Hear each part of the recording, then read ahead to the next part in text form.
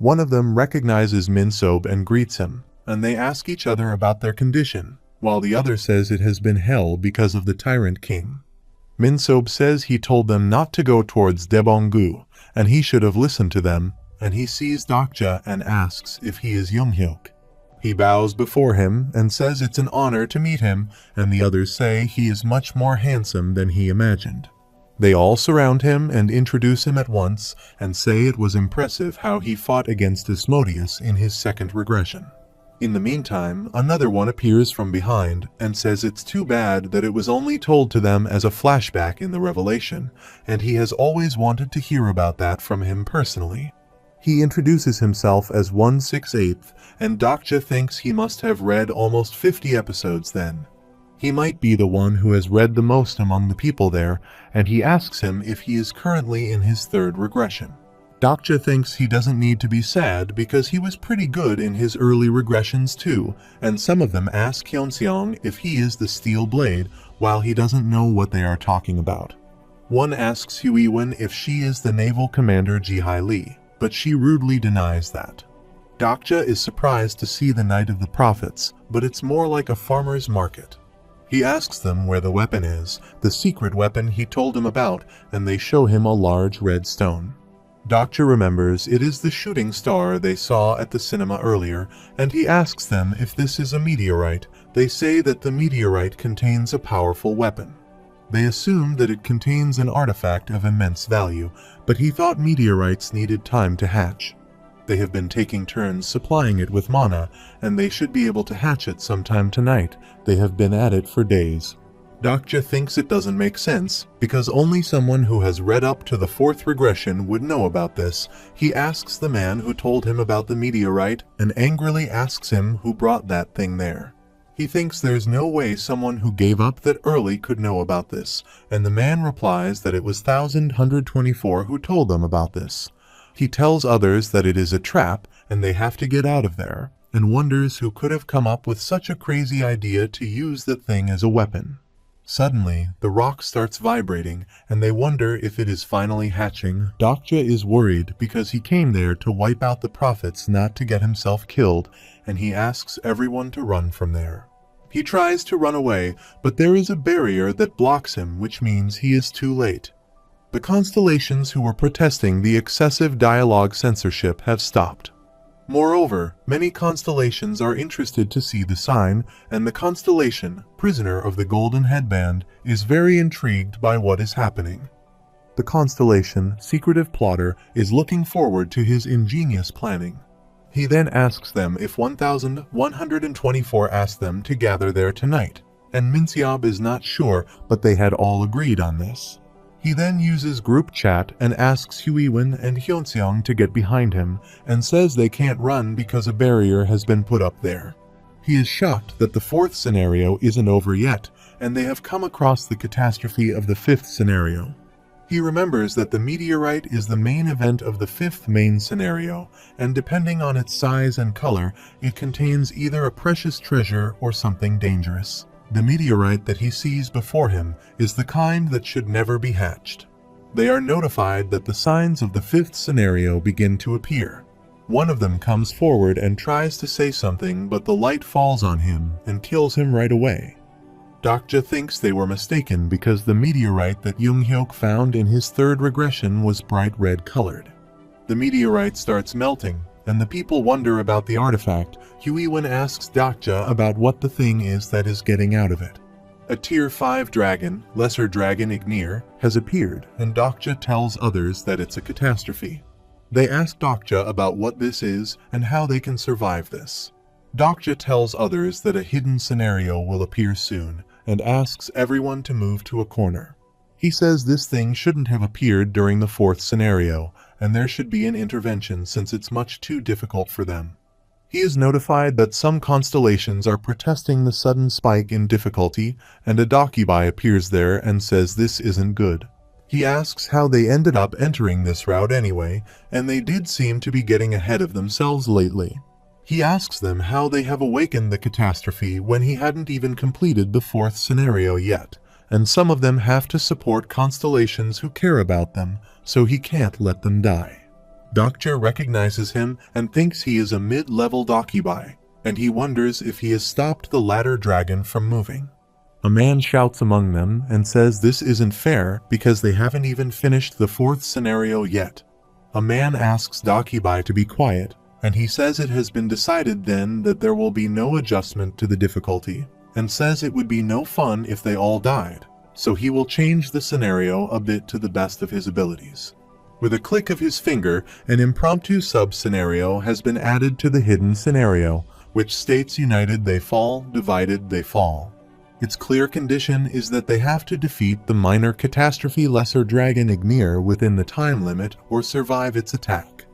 Their time limit is 20 minutes, and the penalty for failure is death. Hyunseong asks if they have to kill that thing, while Dokja says they can't even dream about it. Although it's a minor catastrophe, it's still dangerous, and even if Yoonhyuk was there, they wouldn't stand a chance against a Tier 5 fire dragon. Dakibai asks them to enjoy the scenario, and he asks everyone to run clockwise. Suddenly, the catastrophe throws his fire toward them, and they dodge it badly. They somehow manage to dodge the attack, but this is only the beginning. They are notified that the Tier 5 dragon, Lesser Dragon Ignir, is preparing to use Flame of Destruction. He then asks everyone to look for a plate, and they have to make a total of 5. A man steps on number 5, and a notification appears there saying a hidden piece has been activated.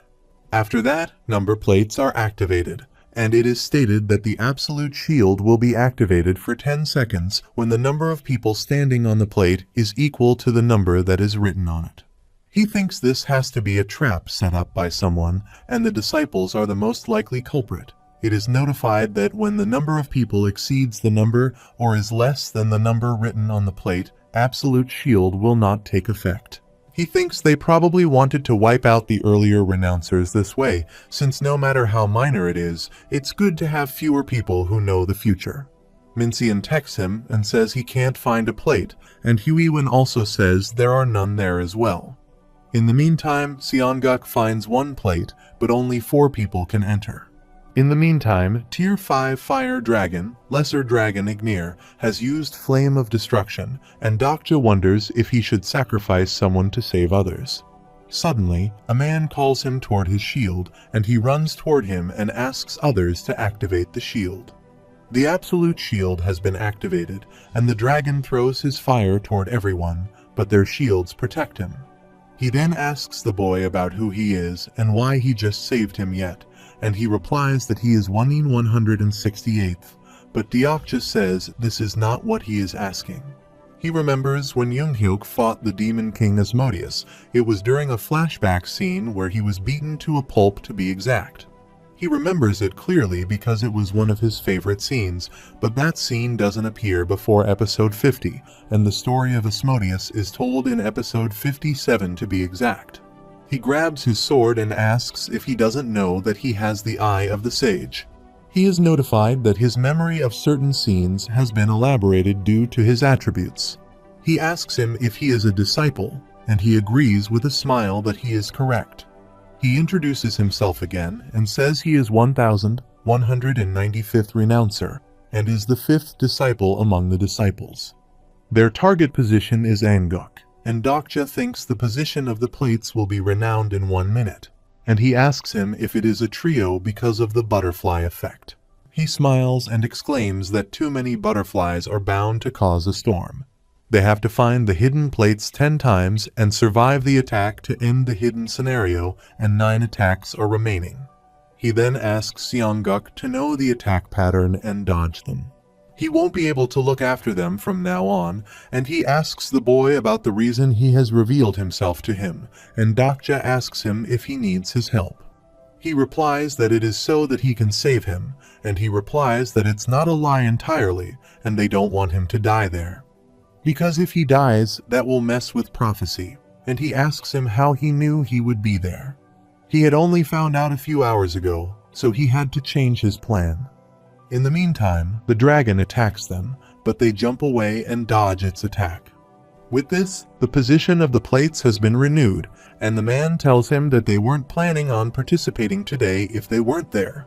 After this, Tier 5 Fire Dragon again uses his Flame of Destruction, and Dokja says they are going to hunt the Lesser Dragon. Suddenly, they are notified about a penalty applied to the hidden piece, and the number of plates that spawn will be reduced in the next turn. Dokja asks the man how he can hunt the dragon with their power, and thinks there are only about a quarter of the profits left, and all they can do is barely survive. The boy exclaims they have survived because they have made preparations, and Dokja notices by his face that he hasn't been sweating at all. He wonders if he has used blue ice pills, a rare medicine that can be obtained by hunting Tier 7 elementals that appear in the western area. Consuming the pill lets the user exclude ice energy for the next 30 minutes. Dokja says he won't be able to hunt the dragon on his own, and he shows him 5 people who are currently excluding ice energies there. He concludes that they have brought almost half of the people they have for this, but that won't make a difference at all. The boy says that is why he is asking him to help them, and he will give him blue ice pills if he agrees to help. Dokja asks what will happen if he refuses his offer, and he exclaims that he and his friends will die there.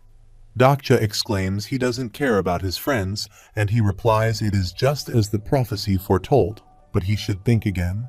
He also makes him shocked by saying his HQ should have fallen under their control by now. He also knows about Naval Commander Jihai Lee, the kid with the weird powers, and one of the 10 evil Pildo, which is different from the prophecy, but he has himself a good team. He asks him if it will not be a trouble for him to regress again if they all die there, and asks him what he will do if he loses Chungmuro. Dokja thinks they must have planned to take Chungmuro the moment they heard he would be there. He also exclaims that their group has already taken over 10 stations and completed the scenario, and he should know very well the difference between the group with a king and without a king. He says it should be all over by now, and their group should be waiting for them to make a decision right in front of the Chungmuro flagpole.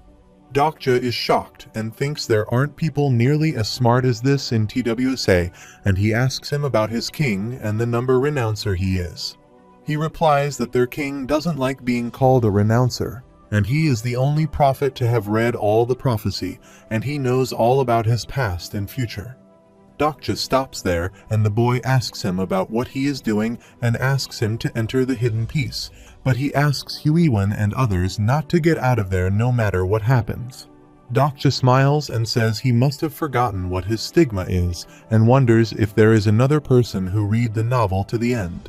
He turns back, and the boy asks him to turn back, but Dokja says he is not afraid of dying because he can just start over again. He then wonders if it will be the same for them, and says they are just an anomaly in his current regression, but he asks them if they will perish with the world or not. He smiles and says they should know the answer if they have read the prophecy, and he knows that something like that can never happen.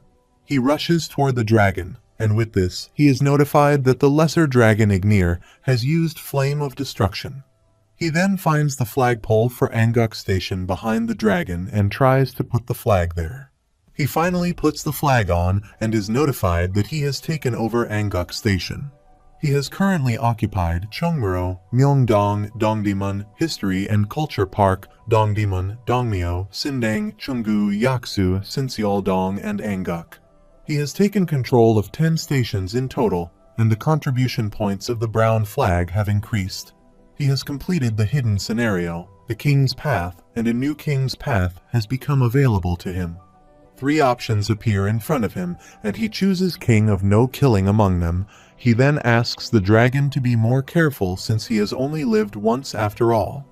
The dragon throws his fire toward him, while others ask him to get away from there, but he stays still. Hyunseong and Huiwen shout for him and ask him to get away from there. In the meantime, the durability of the reinforced armor suit has decreased drastically. The fire hits him, which breaks his reinforced armor suit, while the dragon throws his fire toward Dokja completely. There is a notification that he has died, and after some time, the skill, King of No Killing, has taken effect. Suddenly, he gets up and thinks they say that burning to death is one of the most painful ways to die, and it really does feel like hell. He is then notified that his personal skill, the 4th wall, has partially nullified the pain. He then thinks TWSA has become a reality and he is living within its world, but he feels that there is a wall around this world. However, this isn't the time to be thinking of such things, and he should get a move on now that he has the King of No Killing attribute. This is a special attribute that he can only obtain when he hasn't killed anyone, and he will return to his body soon if the attribute functions currently. But he is shocked to see the notification that the effect of the King of No Killing has been delayed due to a conflicting personal skill, and his consciousness has been freed from the confinement of his body due to death. He is worried because something doesn't seem right, and his level 3 Omniscient reader's viewpoint is automatically activated. On the other side, at the Chungmuro station, Pildo is present there and wonders why he has to do as Dokja said, and he remembers when his teammates asked him to accompany them, but he couldn't. Sangha comes to him and says it's not so bad being friends with everyone, while he asks her to get Gilyong off him right now. Sangha says she heard he was a major landowner in Chungmuro, and she asks him how much land he had anyway. He replies he had as much as anyone, while she says he was the only one with the landlord attribute, and there were many other landowners in the coalition. Sangha says the quality of the land matters, and she asks him if he has lands like that. In the meantime, Dokja is shocked because he can see what is happening in Chungmuro, and wonders if this is level 3 of Omniscient Reader's viewpoint. Suddenly, everyone is shocked to see that the light thread has been broken, and Pildo gets up hurriedly and asks everyone to gather around. Many monsters appear and Sangus asks everyone to gather around Pildo, and they will do just as they practiced this morning. In the meantime, Pildo activates his Stigma Militarized Zone, level 8, and Sangha asks Group A to gather around the turrets, and Group B to be on the turrets. He then asks Group C to protect Pildo, while the monsters are coming toward them at full speed. She instructs them to stop them from coming up the platform. After some time, they have defeated all the monsters and Sangha is happy that they did it, and it was possible because they all worked together. In the meantime, some people appear there and say the flute of Hamelin wasn't enough to do the job, and one of them exclaims that it's one of Yunghyok's stations, so Tier 9 subordinates wouldn't have been enough. Pildo thinks these people are different from the ones they have been up against, and he asks others to go and get the samurai. Jihai calls him and says she is already there and asks him not to call him a samurai, otherwise he will be punished dearly for it. The man exclaims it is really true that the armed lord and the naval commander have joined hands, and Pildo asks him who they are and where they came from. Their leader asks them about the men who went dragon hunting right now, and he replies that the 5th, 6th, the Ikes, and the 9th, plus one guy who isn't a disciple, but is still quite useful. However, excluding the ones that aren't in Seoul, there are 5 of them remaining, and he asks him to fight and wipe them out. The fat boy says he will take Jihai Lee since she is nothing on land, which makes her angry. Pildo tries to attack them and asks them to get out of there. Meanwhile, Dokja is watching them all fighting, and he thinks they are really planning to take over Chungmuro to get Yunghyok on their side to take over the world. They are so well prepared and also have the flute of Hamelin, as well as mana nullifying shields to defend Giants Pildo's turrets. However, things won't be as easy as they think, and they are really shocked to see that Jihai is this strong at this point in time and thinks something's not right. They are also worried to see that Pildo's turrets are too difficult to take down because Jihai and Pildo have become much stronger than they are supposed to be in the 3rd regression. At this point, Sangha and Gilyong can also hold their own, and they won't be able to take Chungmuro that easily. But Dokja is shocked to see that one of them has mana bullets of mass destruction and throws them toward they are fighting. Jihi is badly injured by the attack while Sangha and Gilyong are also affected by it, and Dokja finds out that this man must be the king of the disciples. Jihai falls to the ground and the fat man laughs at her and says she should know her place as a supporting character, and he will be taking his time with her. The king calls him 7th and says they don't have time, and he replies that it's a waste to kill her now because he hasn't read to the end. He exclaims she is like a throwaway of fake heroin or something, and she calls someone for help. Dokja is shocked that she communicated with him and wonders if she can see him, and she asks him for help. He is notified that his personal skill, the fourth wall, is resonating faintly, and he wants to save her because she is just a girl. Another notification appears saying certain effects of the fourth wall have been restricted due to increased immersion. Seventh hits Jihai to the ground, and Dokja is notified that his proficiency in Omniscient Reader's Viewpoint skill has increased drastically due to increased immersion. He is getting dizzy again and becomes unconscious. After some time, a notification appears there saying viewpoint changing to first person. Suddenly, Junghyuk appears there and asks what is going on there, and he can also feel his feet touching the ground. He takes out his sword, reaches them, and cuts the neck of Seventh in just one blow. The Seventh dies in front of them, and everyone is shocked to see his power level, and they ask him about who he is. He replies that he is Junghyuk, and today all of them will die out of his hands. Suddenly, level 3 of the Omniscient Reader's Viewpoint has been unlocked, while the conflicting skills have been resolved. The effects of the King of No Killing have resumed, and his body is revived from death. Body regeneration is regressing, and his body parts are gathering to become a new Dokja Kim.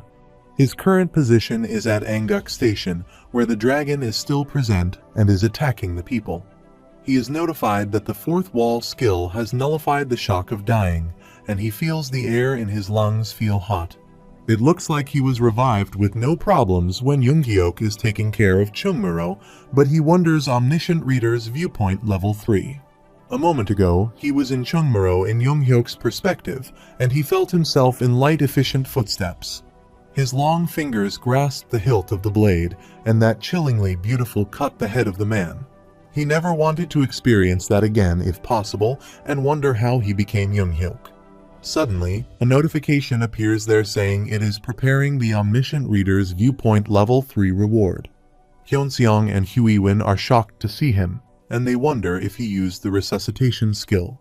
He remembers the new attribute he obtained, the King of No Killing, grants him immortality, and its special ability is resurrection. He can't resurrect whenever, but they need to use karma points to do that. They give him 100 points to start with and a bonus resurrection to boot. He then finds no plate with the number 1 and has spent 100 karma points, which excretes his bodily waste, and his physique has been enhanced. His stamina and mana have each increased by 1. Huiwen calls Hyunseong and says they will move to the next plate. He calls Dokja and puts him in the number plate, and as soon as he keeps his foot in it, the dragon uses Flame of Destruction. They are being protected by the attack, and Hyunseong is happy to see him alive and asks him if he is alright. He then asks him if he has anything to wear because his clothes have burnt away, and at that moment he realizes that Dokja hasn't worn anything. He is so embarrassed to see him naked, and even more than his clothes, Dokja needs his items, Unbreakable Faith and his flag. But he is worried to see that they are at the dragon's feet. In the meantime, Huiwen and others rush toward him, but he is so embarrassed to see them due to his clothes. He can't help it that it burns everything except scenario items and artifacts. Huiwen gives him her coat, and he thanks her for the favor, while the Constellation, bald army general, is a little disappointed because he was enjoying the situation. The dragon again rushes toward them, and he asks others to run, and Dokja finds out that all the disciples have burned to death, leaving the blue ice pills behind. The dragon attacks a girl, and Dokja takes advantage of the situation, grabs his flag, and is notified that he can now use the power of the flag again. Number plates have been activated, and he asks others to look for the plates. They find a plate, while the dragon again uses his Flame of Destruction, and Dakibai says it looks like they are still hanging in there, but their luck won't last too long. Huiwen asks Dokja what they should do now, and he replies that they will have to fight.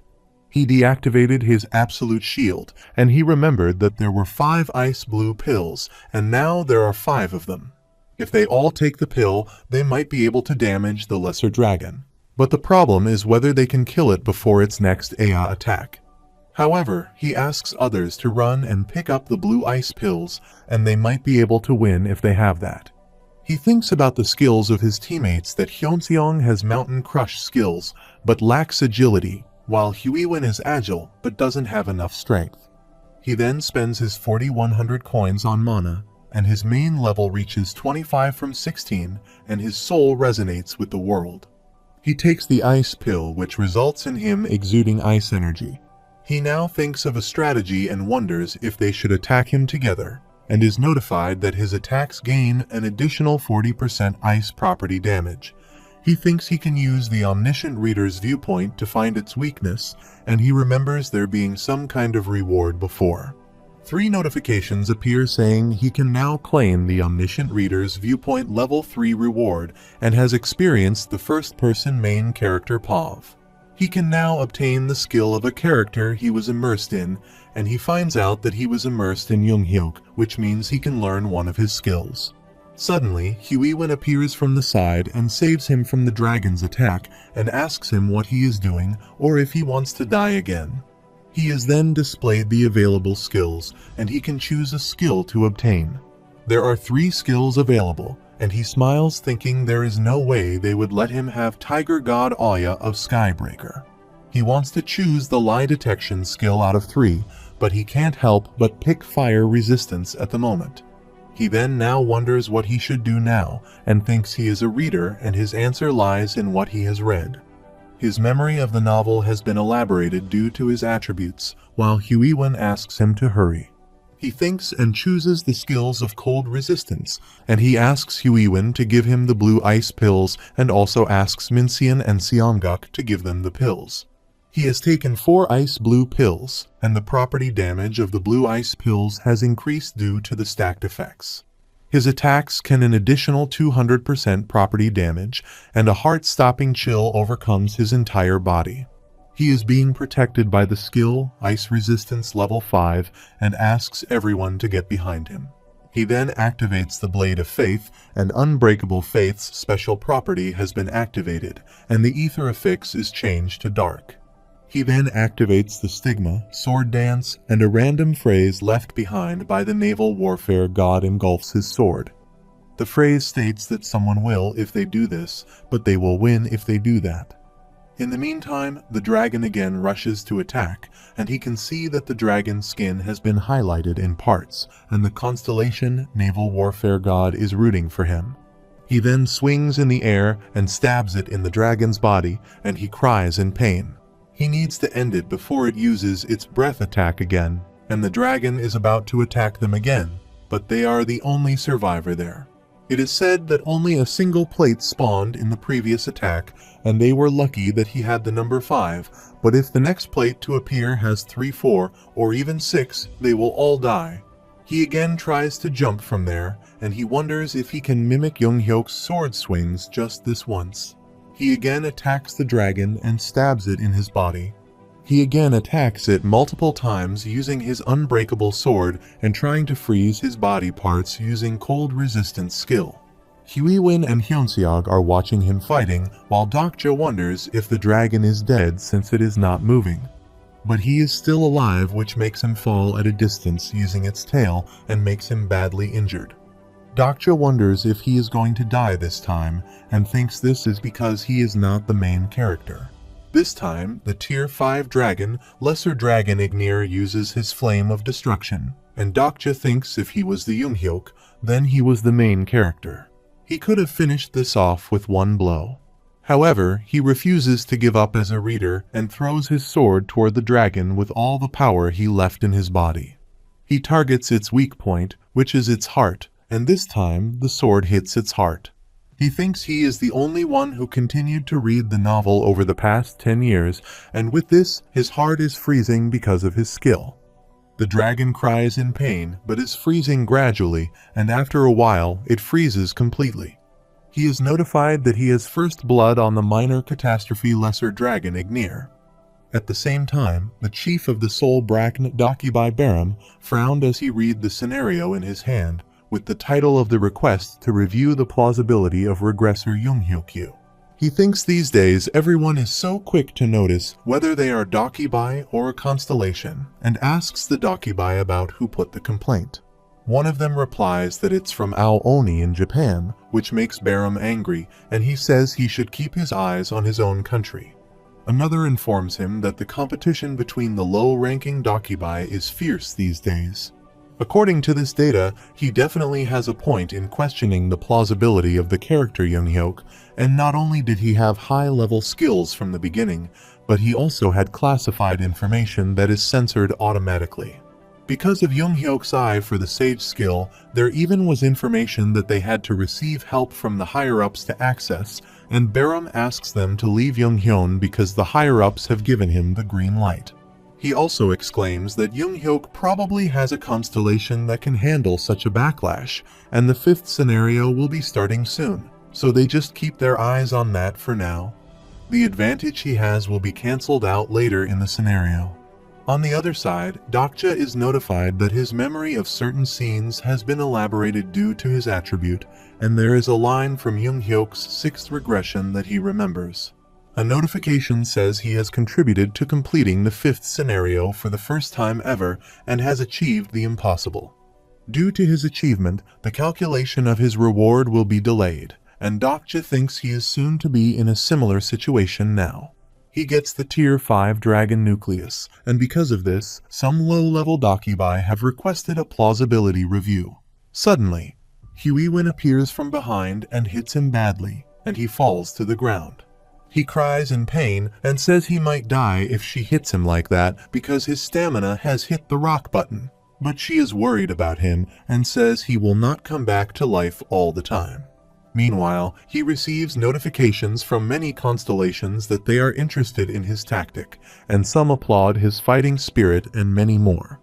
In short, they are impressed by his exploits, and Huiwen asks him if he knew all about this earlier. He replies that he didn't know anything, and with this, he is notified that he has been gifted 20,000 coins from the constellations. Huiwen is furious at him for putting his life in danger, but he is relieved that he has come back to his life. He tells them about the new skill he obtained, and because he revived again.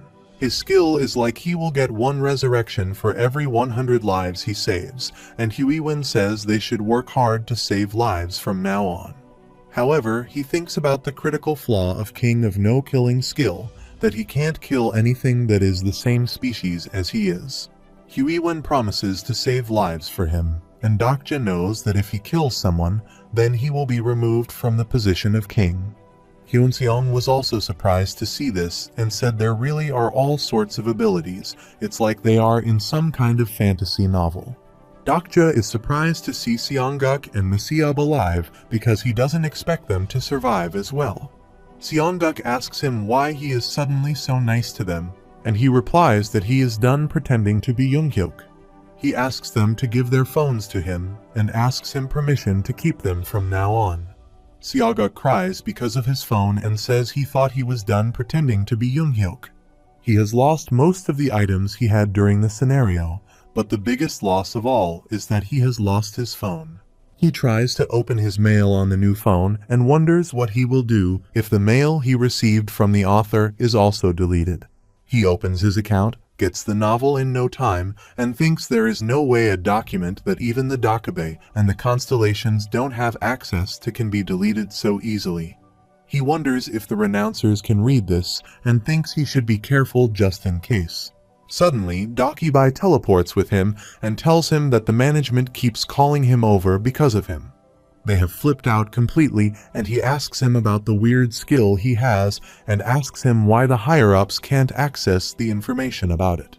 Dokja asks him what they have decided and if they tell him to penalize him, and Dakibai says they have decided to let him be thanks to his defense. They have also decided that he wasn't powerful enough to have an unfair advantage in the scenarios, and Dokja says this happened just as he thought, and he purposely didn't level his passive skills in case this happened. Dakibai says others argue otherwise, but the orders came from higher-ups. The Dakibai gave the order himself, and he can ask the mid-level Dakibai, but he is not supposed to be there, and there are a lot of eyes watching. He also asks him to watch himself, because the mid-level Dakibai in charge of this area is out for his neck. Plausibility reviews are kind of like a tax investigation. However, Dakabe Barum appears there and says there was a bit of a problem and his rewards were delayed. He exclaims that they are late, but they will be issuing his rewards now. and multiple notifications appear there saying he has obtained 3 coins for completing the hidden scenario. He also obtained 15,000 coins for the first blood of a Tier 5 fire dragon. He has also received the protection symbol of the Immunter for defeating a minor catastrophe for the first time. He will also gain the favor of the Immunter in the future, and Dokja thinks this isn't a bad start to the 5th scenario. He observes that everyone else seems to have gotten good rewards, but this is all gets for defeating a minor catastrophe. Dakibai says there has been a hitch in the scenario because of his hard work. He states that the management has discussed this and concludes that the skill level of the incarnations in the area surpasses the scenario's difficulty. Therefore, he has decided to adjust the scenario difficulty in his area. He adjusts the difficulty level, and they are notified that the time limit for the 4th scenario has been reduced greatly. They have 48 hours remaining until the end of the scenario, and all the members of the group that fail to take over their target station within the next 48 hours will die. The main scenario again appears in front of them with 5 conditions. The time light is 48 hours, and the target station for his group will be Changsan Station. After some time, they reach Changmuro Station and are shocked to see everyone in a bad condition. Hyunseong is shocked to see the heads of the disciples lying on the track in a line. Dokja asks Sangha about Younghyuk when suddenly one more head flies in the air and falls in front of them. Dokja finds out that Younghyun chased after someone who was running and killed them. He is surely impressive, but now they don't have anyone they can question. One of them's head has been cut, but he is still alive and asks Dokja if he was the one who ruined his plan. After some time, he asks Minseon about how they were able to group together so quickly, and he replies that there was someone who got them together. Not long after the scenario had ended, he came to the station and introduced himself as a disciple, and that he was someone who had read the entire revelation. At that time, he was looking for prophets that would follow in his footsteps. The strange thing is that the same thing happened simultaneously all over the place, and it was hard to believe that it was just one person who did that. He called himself the first disciple, and Dokja now thinks that he must be the first disciple and the king of the disciples. However, a skill that lets them live after decapitation is very rare in TWSA, and he is shocked that his neck isn't even bleeding. The first disciple is impressed by him because he not only impersonates Younghyuk, but he also wipes out the disciples, steals their dragon, and asks him about who he is. Dokja observes that he still doesn't know about his identity and thinks he appeared in stations all over Seoul as soon as the scenario started, also gathered all the renouncers, and can freely travel past the barriers. He also doesn't die when he has been decapitated and claims to have read the prophecy from beginning to end. He thinks he must have used the avatar skill, and there are only a few people who can use this skill in TWSA, and they work in a field that requires creativity or in an occupation that is stressful enough to cause dissociative identity disorder. Dokja goes to him and asks if he is by chance the author of the story. An author is one of the few job classes that can use the avatar skill, and if he is an author, then the many miracles he performed make sense.